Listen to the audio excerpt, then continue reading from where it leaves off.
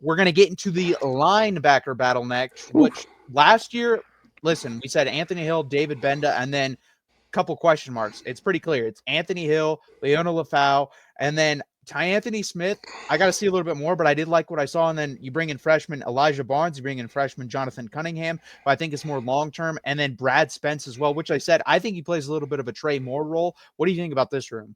Yeah, I mean, the top end is really good, right? Anthony Hill is Anthony Hill. Texas fans enjoy every snap because this is probably the last year that you're going to get to see Anthony Hill in burnt orange, and we're glad for that, right? Like, he will be an early round pick, and we're very happy to see it. I think he still has some room to develop in the passing game. We saw that in the Ohio State game where they found some stuff that they liked against him. So that is something. It's great to be able to say Texas has one of the best linebackers in the country, and he can get better. Like, that's a really good problem to have. So if Anthony Hill can develop a bit in his pass coverage this offseason, then the kid is going to be absolutely insane. I love Leona Lafau. That kid is a monster. He's a thumper. He's mean. He's nasty. He's the kind of guy who's just going to come in and do the dirty work. Some of the run fits and the thumps that he put on people in run fits this year just put an NSFW tag on him. Like, it was just absolutely incredible to watch. And of the rest of the guys that you mentioned, the guy I think I'm most excited about is Elijah Barnes.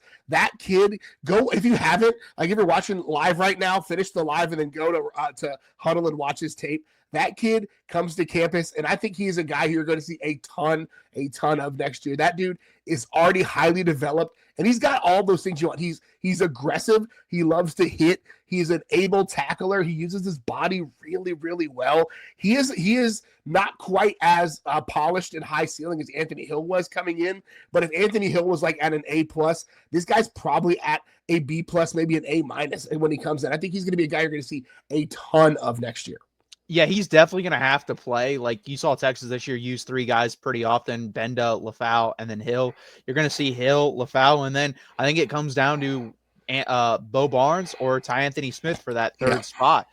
And we'll see who wins that. But I agree, Anthony Hill has to get better. And when he's dropping into zone, sometimes he drops too far. Sometimes he doesn't drop far enough. So he's got to get better with the feel of that. Yeah. Overall, though, the guy's a spectacular player. I mean, he had 7.5 sacks, over 100 tackles. And that was with the extra games. I really think in the regular season, you're going to see him have like 100 tackles and 8 sacks. Like, I think that's perfectly capable. Those are perfectly capable stats for him to have. And he's just a freak. Guy that's 6'4" should not be able to run sideline to sideline like that. And just based off of measurables, he's not going to be at Texas next year. At worst, like if he puts on the same film that he had this year, he's a second-round pick. That's what he's going to be at worst. So don't get used to him sticking around. Just enjoy, like you said, Gerald, enjoy having him around. And then, again, Lafau, he needs to put on about 10 pounds. If he puts on 10 pounds, we're talking about a guy that can be not as good as Anthony Hill, but he can be in that tier below Anthony Hill of like all-time Texas linebackers. Yeah, I mean, and I don't doubt his ability to put on weight because he's done it already. I think he just needs to get a little bit. And there are quotes out there from his dad about not having to worry about him putting on weight, have him eat a couple of meals and he'll be fine. You'll have to Google for those. I won't share them here. But he's a kid that, again, I think is everything you want out of a linebacker from a mentality-wise. And I think he's got a great mind and a great eye for the run game. He's able to make those run fits. Again, I think Texas is going to have something to watch on the pass defense from both of those linebackers. But he's a guy I could not say enough good things about Lafau. A friend of mine, Daniel Seahorn, writes for Burnt Orange Nation. He and I have a text thread just talking about and sharing Leona Lafau highlights because we love that kid. He's a thumper, and I love him to death. Yeah, and it's going to be interesting because I think that is the weakness of this room is like it pass getting back and dropping into pass coverage. We'll have to see who that person is. It's funny because David Benda, that was a weakness for him, and he was way better this year than he was in the past. And you saw that in the Ohio State game, dropping into coverage, picking it off. So hopefully one of those guys can develop and do something like that.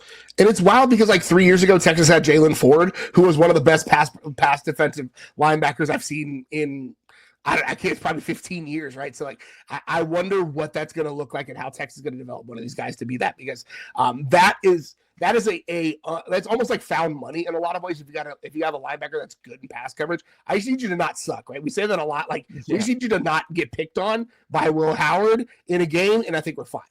Yeah, 100%. It's going to be interesting. I think another guy that can play into this, because I think he's kind of a tweener, is Jonah Williams, the freshman. We'll get to him at safety. I think if he bulked up, he could probably do a little bit of that. If you wanted to use him as like a linebacker on third down situations and make him like drop into coverage and cover the tight end or the running back out of the backfield, I think he could do stuff like that. So we'll have to see. But overall, I like this room. Jonathan Cunningham, to me, is the one guy I don't think you're going to see much again.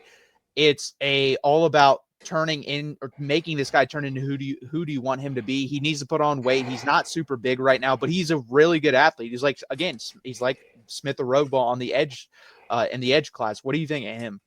Yeah, I think you're absolutely right. I think he is a guy, and Texas is in a good position to have some guys with a longer development curve, right? Because you bring a guy like you have Ty Anthony Smith in the room, you have Bo Barnes in the room, Leifow's going to be around for another year. So you're able to have a guy like him who I think has the body type and like the physicality, or I guess the physicality to become who you need physically, right? Like he's got the body type to put on the weight, to put on the size, to develop the feet that he needs. And so Texas is in a solid, especially with how Texas plays linebackers in this defense. You're going to play at most 3-ish guys in a game. So, you know, you've got Hill, you've got Leifow, and then question mark, who's your third, right? Smith or Barnes. So I think he's got an opportunity to sit, to watch, to observe. And there's something to be said about getting to sit behind a guy like Anthony Hill and watch him and develop.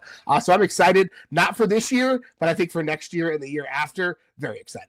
No, I agree. And this is the thing too, like you got to look at who other people are looking at in recruiting. Like Utah was all over this guy, and Utah, guess what? They know what they're doing defensively. They usually have some pretty damn good guys defensively that they turn out to the NFL. So long term, I really like Jonathan Cunningham. I like that we won that recruiting battle over Utah. So I agree. I think he's going to be a really good player. He just got to be patient as well. The staff has to be patient, and I'm sure they will. But, you know, it's kind of hard for these young kids sometimes to, you know, take a year, maybe even 2. And I'm hoping he does that because I think he's turned into a special player at Texas. You're absolutely right. I think, again, patience is a virtue. Not a ton of it out there in college football right now. But if he can sit and wait, I think he's going to be great. 100%. Guys, this is the 39th edition of Texas Longhorns Live. We really appreciate you being here. Please hit that like button. Please subscribe down below.